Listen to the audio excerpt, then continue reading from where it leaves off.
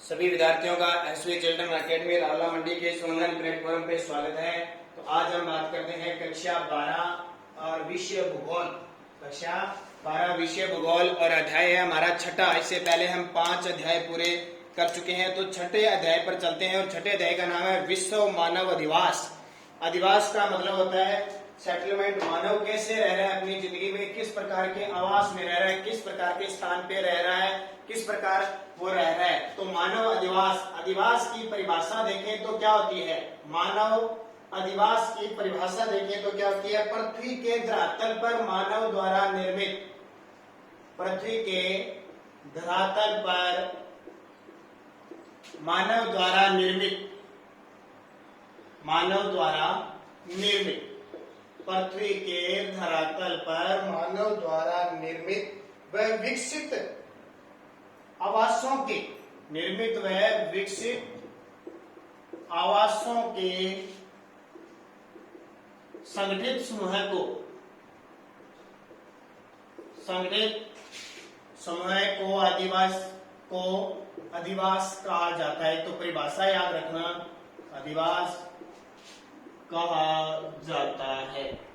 ठीक है। पृथ्वी के धरातल पर मानव द्वारा निर्मित और विकसित आवासों के संगठित समूह को क्या कहा जाता है, अधिवास कहा जाता है। ठीक है। तो इसके अधिवास आपको पता है स्थायी भी हो सकते हैं और अस्थायी भी हो सकती हैं। स्थायी भी हो सकते हैं और अस्थायी भी होते हैं, और एकांकी व सकुल होते हैं। अब ये अधिवास आपको पता है कहाँ बनेंगे। मानव अधिवास कहाँ बनाएगा, कहाँ रहना पसंद करेगा, जहां उसकी खुद की सामाजिक रीति हो, उसका आर्थिक विकास हो, उसकी संस्कृति हो, सब कुछ हो उसके पल्ले पर, वहां रहना पसंद करेगा ना।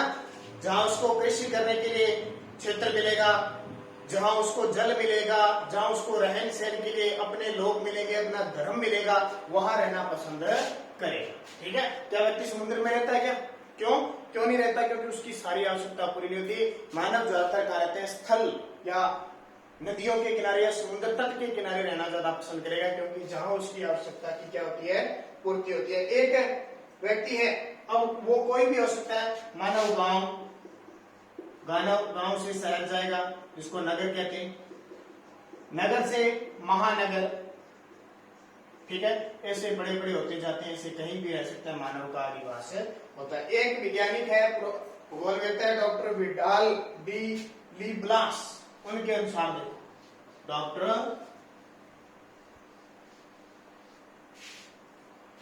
प्रोफेसर विडाल डी लाब्लास, इनके कथन के अनुसार देखिए क्या है, मानव द्वारा समय के आवास व अपनी संपत्ति को रखने के लिए निर्मित संरचना, मानव द्वारा समय द्वारा निर्मित, मानव द्वारा समय निर्मित आवास, मानव द्वारा समय निर्मित आवास व अपनी संपत्ति को रखने के लिए, अपनी संपत्ति को रखने के लिए निर्मित संरचना से,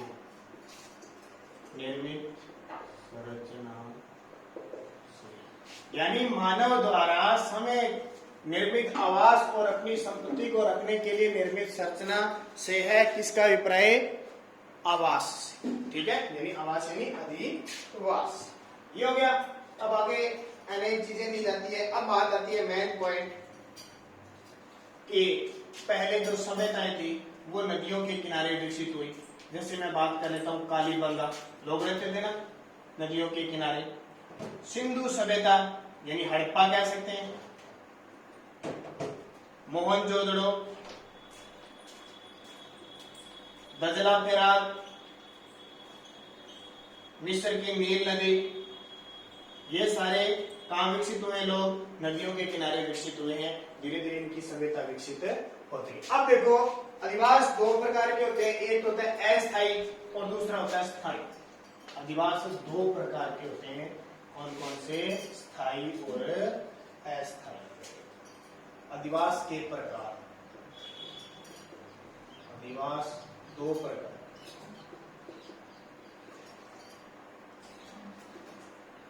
नंबर एक है स्थायी, यानी जहां मानव स्थायी रूप से निवास करता है। दूसरा है अस्थायी, जहां कुछ दिनों के लिए मानव रहता है, वो अस्थायी हो गया। स्पष्ट बात है। जैसे आज हम अपने घरों में रह रहे हैं, एक जगह एक गांव में रह रहे हैं, एक शहर में रह रहे हैं, हम क्या स्थायी है? अगर बहुत सारे लोग आपने देखा होगा पंजाब से आते हैं, कोई उत्तर प्रदेश से आते हैं, वो 2 साल 3 साल 5 साल रहते वापस चले जाते हैं, उनका क्या हो जाता है? वो अस्थायी आवास हो जाता है। नंबर एक बात करें सबसे पहले अस्थायी आवास। तो अस्थायी आवास आप समझ गए होंगे कि पहले मानव आदि मानव काल में आदमी शिकार करता था। अब एक जगह शिकार समाप्त हो गया तो दूसरी जगह जाएगा, तीसरी जगह जाएगा, और जमीन कृषि करता है। आज भी जनजातियों में जमीन कृषि की जाती है। वो क्या करते हैं, इससे 2-3 साल करते हैं खेती, फिर यहाँ पे भूमि क्या है, उर्वरता नष्ट हो जाती है, तो वो दूसरी जगह चले जाते हैं, फिर तीसरी जगह चले जाते हैं। ऐसे अस्थायी आवास बना के, तंबू वगैरह बना के रहते हैं। जैसे मान लो मध्य एशिया, जो मध्य एशिया है उसका स्टेपी मैदान है, स्टेपी घास के मैदान है, स्टेपी घास के मैदान। ठीक है, मध्य एशिया में, एशिया में हम आते हैं, दक्षिण एशिया के आसपास हम आते हैं, मध्य एशिया में स्टेपी घास के मैदान है, यानी घास बहुत बड़ी खेतों में होती है, बड़ी बड़ी जाती है। वहां पे एक जनजाति है खिरगिज, खिरगिज जनजाति रहती है। कौन सी? स्टेपी घास के मैदान में खिरगिज जनजाति रहती है, जो पशु चारण करती है। क्या करती है? पशु चारण। खिरगिज जनजाति क्या करती है? पशु चारण करती है।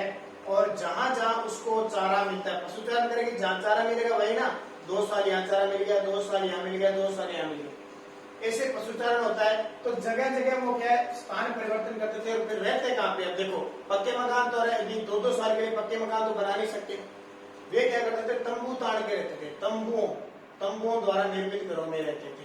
तो स्टेपी घास के मैदान, खिरगिज जनजाति है वो पशुचारण करती है, और एक स्थान से दूसरे स्थान पर जहां उन्हें चारा मिलेगा वहां जाएगी, और वहां जाएगी साल 2 साल 6 महीने, तो पक्के मकान बनाएगी नहीं, क्या किसका निर्माण करेगी? तंबुओं का निर्माण करेगी। ठीक है, ऐसा ही होगी ना। फिर ऐसा ही देखो, एक जनजाति हमें पीछे पड़ गया है, एस्किमो जनजाति, एस्किमो जनजाति पड़ गया है ना, जिनके घरों को इग्लू कहा जाता है, बर्फ के घर होते हैं, हमने पढ़ा था इग्लू, पूरा याद होगा आपको। अब वो क्षेत्र कहाँ रहते हैं? ध्रुवों पर रहते हैं, ध्रुवीय क्षेत्र में रहते हैं। ध्रुवों का मतलब क्या होता है? बर्फ के क्षेत्रों में रहते हैं। और ग्रीष्म काल में वो क्या करते हैं? ध्रुव छोड़ जाते हैं। ग्रीष्म काल में रेंडियर वह सील की खाल से अस्थायी घर बनाते हैं, यानी बर्फ का घर बना लिया, जिसको क्या कहते हैं? इग्लू। उस पर लेप रेंडियर और जो सील मछली होती है ना, उसकी खाल चढ़ा देते हैं। क्यों? ताकि बर्फ क्या है, गर्मियों की ऋतु में पिघले नहीं, ऐसे खाल चढ़ा दी उसपे। तो ये जातियां भी क्या करती है? एक दूसरी जगह क्या करती है? निवास करती है। इसके अलावा अरब, सहारा मरुस्थल है, अरब का मरुस्थल, सहारा का मरुस्थल, ये बद्दू जाति पढ़ी थी आपने, एक बद्दू मैंने बताया था, रोकी पर्वत के पूर्वी ढाल, रेड इंडियन, ये जो अमेरिका के अंदर है रेड इंडियन का जो चेहरा है वो लाल रंग का होता है। अफ्रीका का काला हरी मरुस्थल, अफ्रीका का काला हरी मरुस्थल, उसमें बुशमैन जनजाति हमने पढ़ी थी। ये सारे क्या है? शिकार के लिए और अलग अलग जगहों के लिए क्या है? अस्थायी निवास के प्रमुख उदाहरण है। ठीक है, सारे के सारे समझते हैं ना? क्या मैंने बताया? इग्लू, जैसे बुशमैन जनजाति इग्लू के घर बनाते हैं इधर उधर घूमने के लिए। अरब और सहारा में बद्दू जनजाति रहती है, वो अस्थायी प्रवास में रहती है। रेड इंडियन जो अमेरिका के अंदर है, अफ्रीका में काला हरी मरुस्थल में बुशमैन जनजाति, ये सारी की सारी क्या करती है? अस्थायी रूप से प्रवास करती है, इनका जीवन है अस्थायी। वो किसके अंदर आती है? अस्थायी प्रवास के अंदर आ जाती है। आगे देखिए,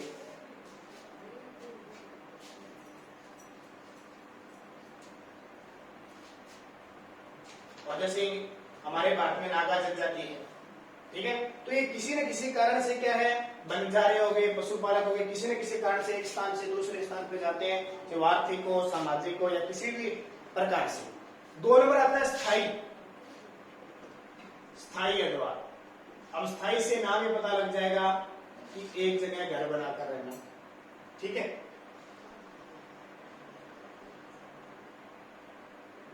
तो स्थायी अधिवास और जहां मानव ज्यादातर टिक कर रहा है उसका ज्यादा विकास हुआ है। आपसे पूछे दोनों में से विकास, मानव का विकास किसमें हुआ है? तो स्थायी में, क्योंकि एक जगह हम टिके रहते हैं तो हमारे संसाधन बनते हैं, हम प्रेम भाव बढ़ता है, आसपास से जानकारियां बनती है, ठीक है, तो उससे क्या विकास है? ज्यादा होता है। अब देखिए, मानव निवास मानव की सभ्यता और संस्कृति के प्रतीक माने जाते हैं। किसी मानव बस्ती का स्थायित्व निम्न बातों पर रहता है। अगर मानव किसी जगह स्थायी रहना चाहता है तो नंबर 1 उसके पास क्या होगा? स्थानीय संचित संसाधन, स्थानीय संचित संसाधन। इसका मतलब क्या? जहां मानव रह रहा है उसको जो व्यक्ति की आवश्यकता होती है जीवन में वो सारे संसाधन मिल जाए तो वहां रहे। मान लो हम कहीं रहना चाहते हैं, हम कहीं निवास रहना चाहते हैं, तो हम ज्यादा पहली बात क्या सोचेंगे कि हमें जल मिलना चाहिए, जरूरी है, खाना मिलना चाहिए, जल खाना होगा तो ही हम रह सकते हैं। जरूरी नहीं कि हमें खुशी की जगह सोफा मिले, कोई जरूरी नहीं, हम नीचे भी बैठ सकते हैं, लेकिन हमें खाना जल ये मिलना जरूरी है। जरूरी नहीं कि हमें बेड मिले, हमें चारपाई मिल जाए तो ठीक है, न मिले तो भी नीचे सो सकते हैं, हम कपड़ा बिछा, ठीक है। तो सारे संसाधन मिलेंगे, तो इसलिए पहले प्राचीन सभ्यता कोई देखना, आप नदियों के किनारे बसी, यहाँ नदी जा रही है, यहाँ जाके लोग रहने लगे, उस दूसरी साइड जैसे नदी है ऐसे क्या होना नहीं, ठीक है, तो वो अधिवास होता है। तो स्थानीय संचित संसाधन आना चाहिए। नंबर 2, बाह्य विश्व से संबंध। बाह्य विश्व से संबंध मतलब आसपास के लोगों से अच्छा संबंध होना चाहिए, आसपास के लोगों से अच्छा संबंध होना चाहिए। ऐसे नहीं कि एक व्यक्ति एक जाति का जाके कहीं बैठ गया और उस जाति का उस क्षेत्र में कोई भी नहीं है तो उसे घृणा करने लग जाए, यानी वो उसी जगह जाएगा जहां उसके खुद के लोग हैं, उससे संबंध है, या उसको यहाँ से संबंध बनाना पड़ेगा, यानी सबसे संबंध अच्छा होना चाहिए। तीसरा, भावी उन्नति की संभावना होनी चाहिए, भावी उन्नति की संभावना, याना मतलब है कि आज हम यहाँ आके जिस क्षेत्र में आ रहे हैं वहां 2 रोटी खा रहे हैं, तो ऐसा नहीं कि 2 से 1 रोटी पर आ जाए, ठीक है। जहां आज हम 100 रुपए कमा रहे हैं, ऐसा नहीं कि यहाँ जगह आने के बाद 80 रुपए कमाएंगे। प्रगति होनी चाहिए, उन्नति होगी तो ही वो हमारे लिए स्थान है वाकिफ होता। कई बार आपने देखा ना, लोग इधर उधर आते रहते हैं, वो देख लेते हैं यहाँ कुछ बना नहीं, कई दुकान खोल लेते हैं, 1-2 साल खोलते हैं और फिर उनकी चलती नहीं, बंद करते हैं, दूसरा धंधा करते हैं। ऐसे करते करते वो सोचते हैं कोई कामयाबी हासिल नहीं हुई और वो दूसरी जगह जाके काम करते। देखा ना, गांव के बहुत सारे लोग शहरों में जाके काम करें, सारे में दुकानें करें, क्योंकि उन्हें पता है वहां उन्नति होगी, तो ऐसा सेक्टर होना चाहिए। 4 नंबर, सुरक्षा, सुरक्षित क्षेत्र होना चाहिए। ऐसे नहीं कि आतंकवादी क्षेत्र में चले जाए या डाकुओं के क्षेत्र में चले जाए या चोर जबरे ऐसे हो कि हर दिन वहां घर से चोरी होती है, हर दिन यानी वहां पे आक्रमण होते हैं, कोई युद्ध हो गया, कुछ और हो गया, यानी ऐसा क्षेत्र जहाँ पे सुरक्षा ना हो वहां पे मानव विकास करेगा नहीं। और 5 नंबर, धार्मिक संस्कृति और आर्थिक कार्य होने चाहिए, धार्मिक संस्कृति और आर्थिक कार्य, आर्थिक कारक होने चाहिए, धार्मिक संस्कृति और आर्थिक कारक होने चाहिए, यानी धर्म की संस्कृति भी होनी चाहिए, वहां पे धर्म होना चाहिए, रीति रिवाज होना चाहिए, और आर्थिक क्षेत्र में इस तरह के कारक होने चाहिए कि व्यक्ति को रोजगार है मिल सके। तो ये 5 कारण है स्थायी अधिवास के होने चाहिए, तब व्यक्ति स्थायी अधिवास कर सकता है, ठीक है। बात समझ में आगे होगी। आगे देखो,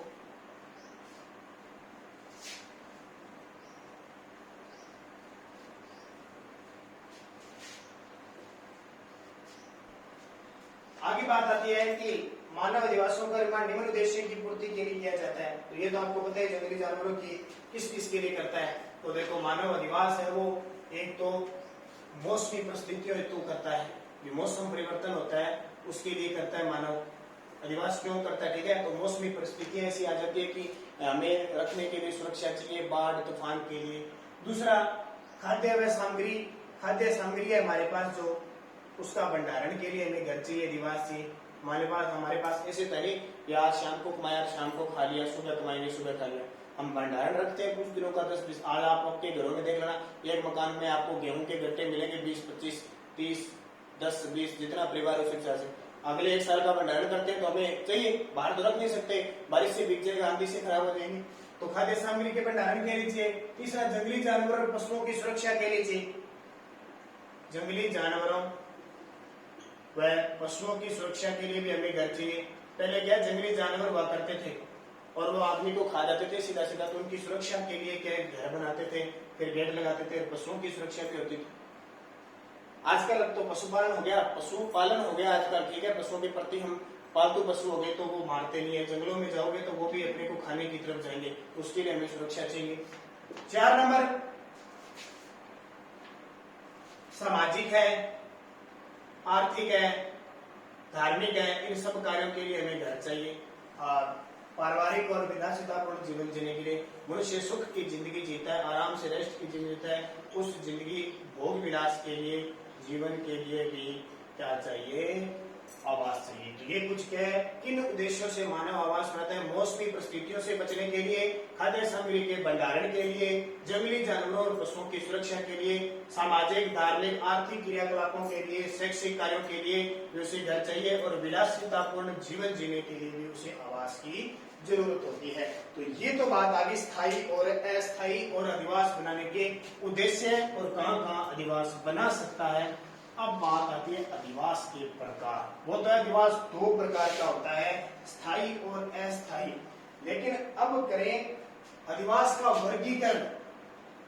अधिवास का वर्गीकरण 2 प्रकार से किया करेंगे, क्योंकि 2 प्रकार से, एक तो वो लोग जो नगरों में रहते हैं, नगरीय आवास हो गए, नगरों में रहेंगे तो नगरीय आवास अलग हो जाएगा, और दूसरा आपका कहाँ रहेंगे? गांव में रहेंगे तो ग्रामीण अधिवास हो जाएगा, ठीक है। नगरीय आवास और ग्रामीण आवास 2 होंगे। गांव में रहते हैं जैसे हम, और बहुत सारे हम जैसे अब राष्ट्रीय स्कूल में जाते हैं तो वहां क्या है? शहरी क्षेत्र है तो वहां अलग है ना।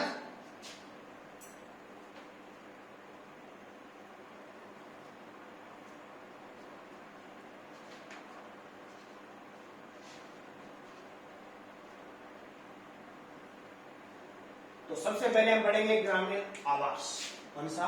ग्रामीण आवास के बारे में चर्चा करेंगे। ये चर्चा हम अगले वीडियो में करेंगे।